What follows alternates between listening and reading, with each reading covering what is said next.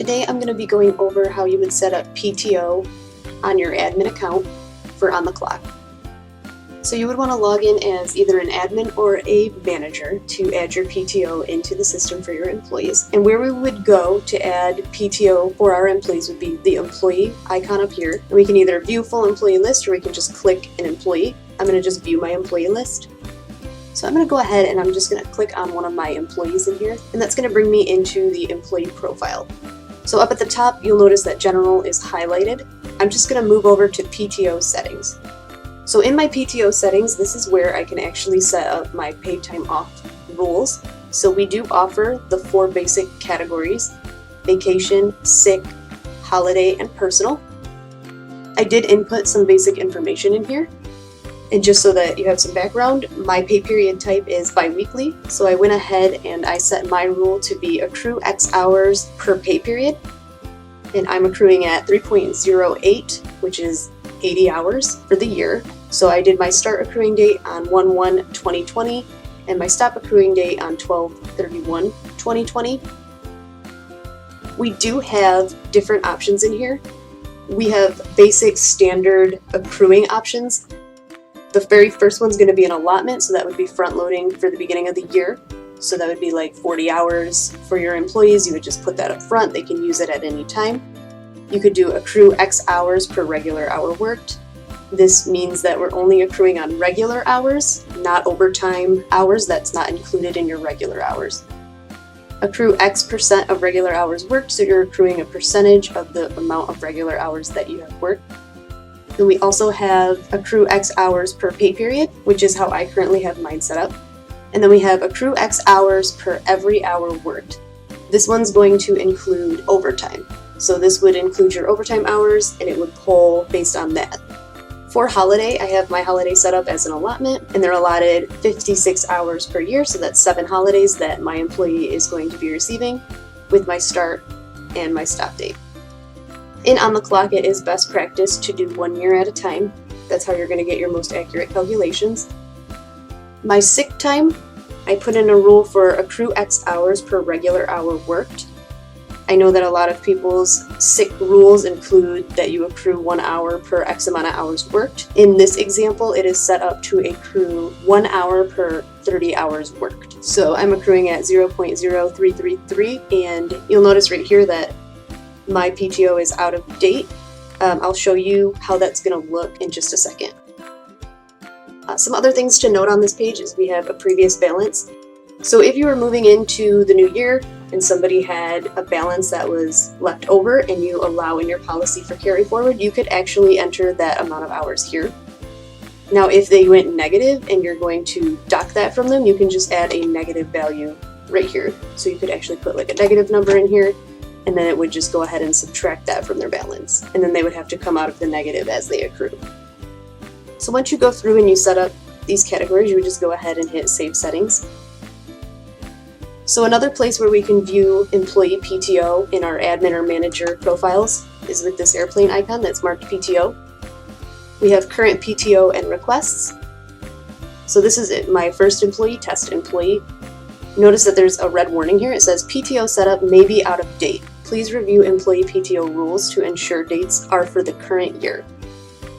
So I can quickly glance and I can see a quick summary here of what I've input. And I can see that my sick time, currently the date range is out of date. So I have 1/1/2019 through 12/31/2019 right here. If I want to fix that, I can actually click my PTO and I can go to PTO renewal, and I can actually renew PTO hours in this field where I can say yes, and then I can just go ahead and renew hours here. The other spot that I can fix the renewal would be in the employee's profile itself. So I can actually just go to employee this way and change this date. Or if I'm in my current PTO view, there's actually an adjust PTO settings right here as well. So I can go ahead and click this, and I can just go ahead and update this.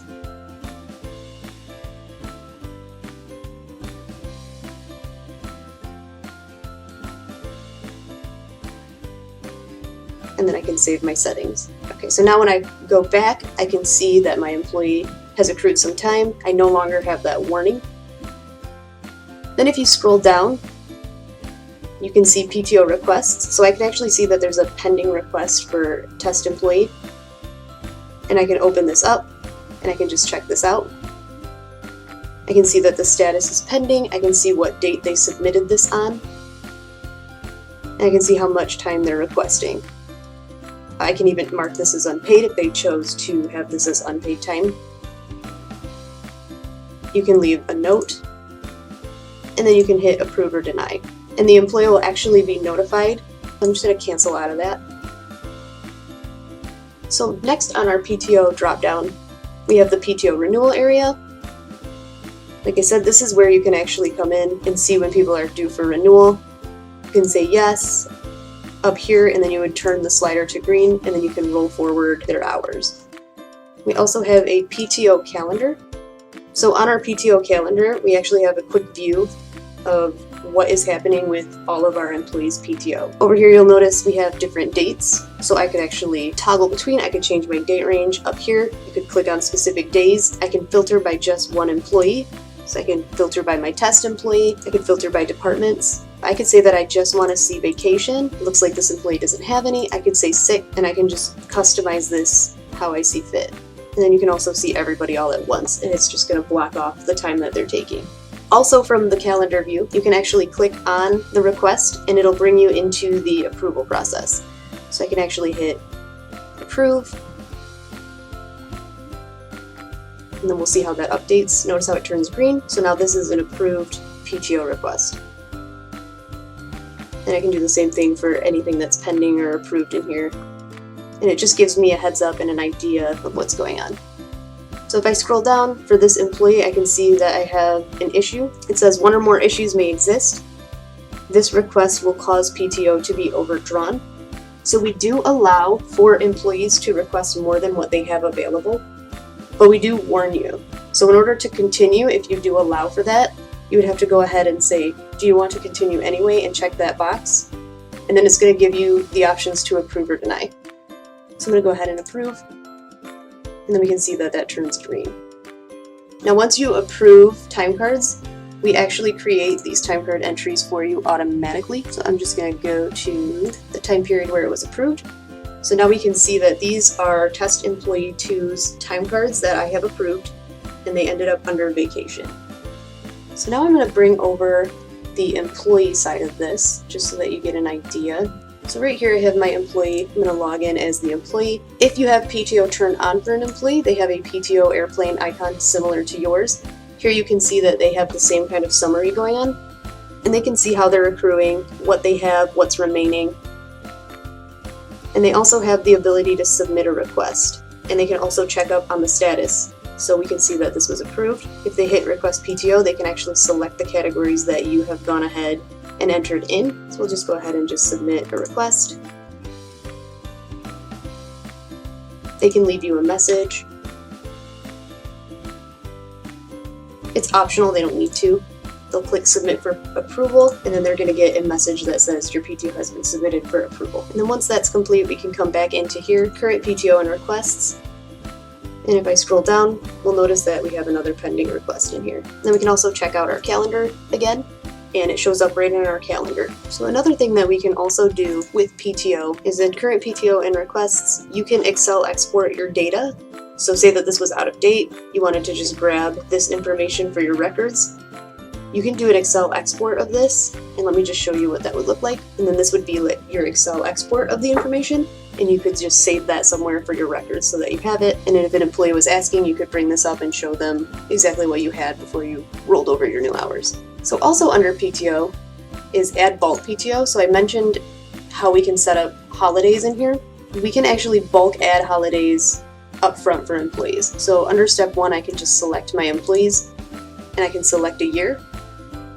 And then I can specify what holidays the employee is eligible for. And I would just go ahead and enter those hours in the HOL column.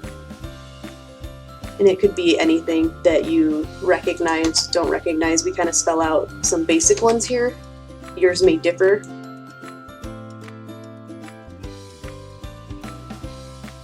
And then we also have custom columns in here. So if you did have a different holiday, you could actually specify that holiday date right in here. and then you would just go ahead and save your PTO. So we'll go ahead and save this. And then if I go to my time cards, and we'll just select in the future just so that you can see what that looks like. It's going to actually tell us that it was bulk added. So we can see this time card entry was bulk added on 3/11/2020. And then under settings, if we don't see the time card column, we can actually add it in. So advanced settings, vacation, holiday, sick, and personal, we can actually turn these on for the columns that we need to see.